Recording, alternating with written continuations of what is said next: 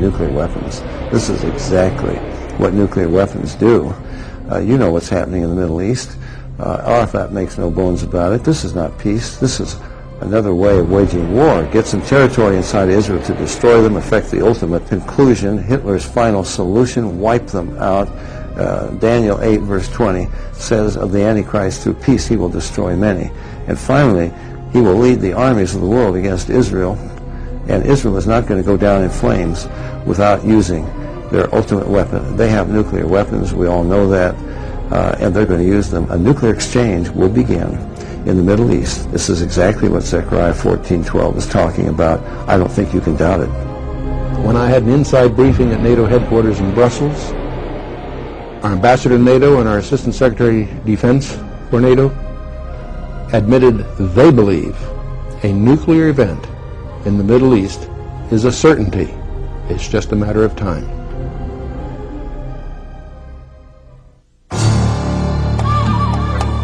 The Bible predicts the moral state of mankind at the end of the age. Are we witnessing these very things?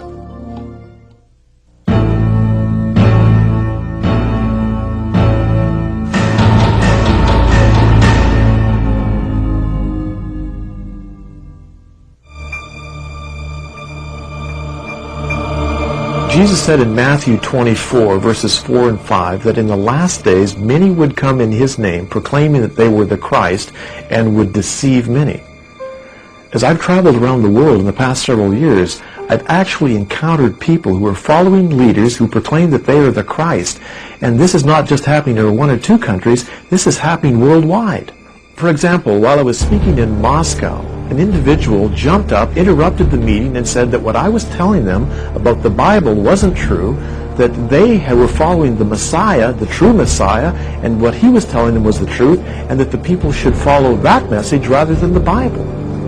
There was an itinerant preacher, ex-carpenter, had never been outside of the little tiny country of Israel, and he dared to say, in the last days, many will come in my name. They're not going to call themselves Buddha. They're not going to call themselves Confucius. They're going to call themselves the Christ. That was pretty audacious. And yet we've got all kinds of people today who claim to be Jesus Christ. I'm God. You people that interviewed this gentleman today, I don't think you knew who you interviewed, but you interviewed God. Their lives cut short by a madman claiming to be God, the reincarnation of Jesus Christ.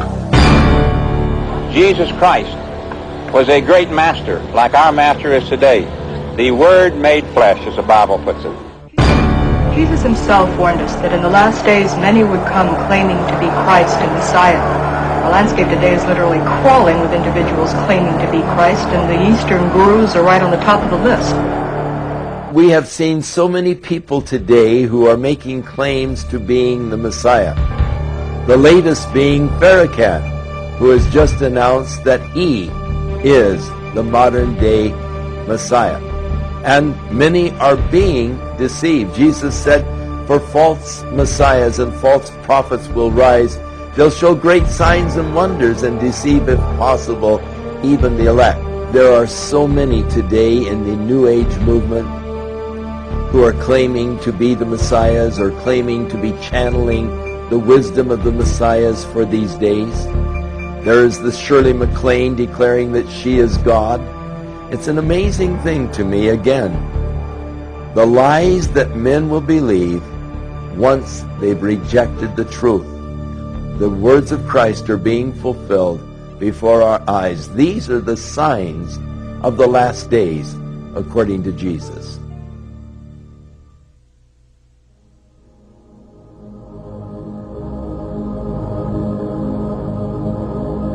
Over the past several decades, I have been following the pattern in society today where people are incredibly interested in the metaphysical, mystical, occultic dimension. And this is something that is literally happening in every nation around the world. Today, throughout the world, the concept is that God is everything, because people have embraced an Eastern metaphysical worldview. They're turning to yoga, to meditation, out-of-body experiences, a belief in crystal consciousness, The ideas that we have considered as pagan in the past are being embraced today as the new spirituality and literally being embraced around the world. 1 Timothy 4 verse 1 says, "Now the Spirit expressly says that in latter times some will depart from the faith, giving heed to deceiving spirits and doctrines of demons." You know, I've traveled around the world interviewing people who've been on drugs, psychedelics, practicing yoga, under hypnosis. There are about a couple hundred ways to reach an altered state of consciousness. In a normal state of consciousness, your spirit operates your brain. In an altered state, you've loosened that connection, allowing another spirit to interpose itself, tick off the neurons in your brain, creating a universe of illusion. It talks about they will give heed to seducing spirits and doctrines of devils. One of the big things today is channeling, communication with spirit beings.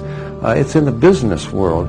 And as I said, I've traveled around the world interviewing people, and I can tell you this, there is a commonality of the information that comes to them. They all get the same revelation from these spirit entities. Paul talked about the doctrines of demons, 1 Timothy chapter 4, verse 1, that would be involved in a deception which would also occur in the name of Christianity. He talked about many people that would lead people astray, and this was what we see taking place. One of the greatest deceptions that is occurring in our time is happening in the name of Christianity, as people are embracing a form of Christianity based on extra-biblical experiences.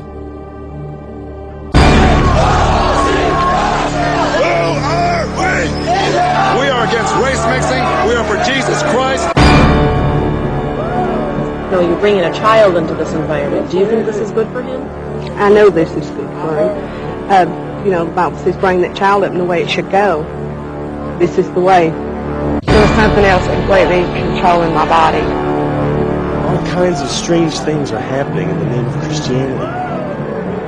We see the rise of satanic worship, of the satanic cults. We hear it with the musicians. We see it invading the culture of the youth today. And we see the young people doing such horrible things, unthinkable things, because they are being drawn into these satanic cults. Why could they be drawn into these things? Because they have been held back from the truth of the gospel. Because their parents haven't shared with them what God's truth is. We have an epidemic of young people participating in some strata of Satanism. I would take a portion of the blood or the body and drink it or eat it. All religions are coming around to Satanism. We're in the very throes of a new satanic age. The evidence is all around us. All we have to do is look at it. Shemhan Barach. Shemhan Barach.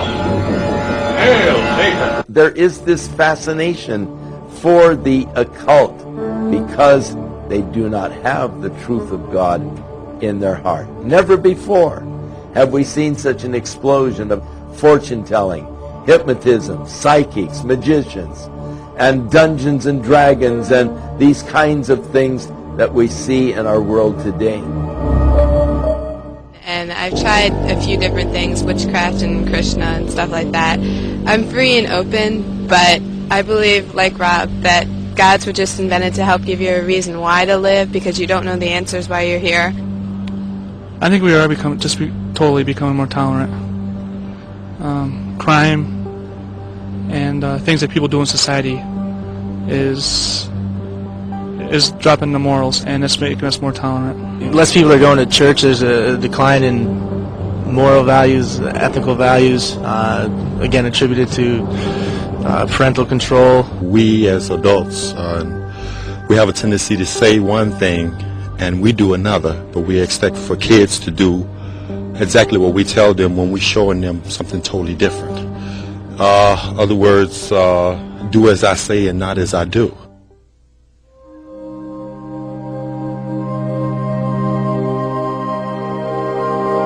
In 2 Timothy chapter 3, we read, "But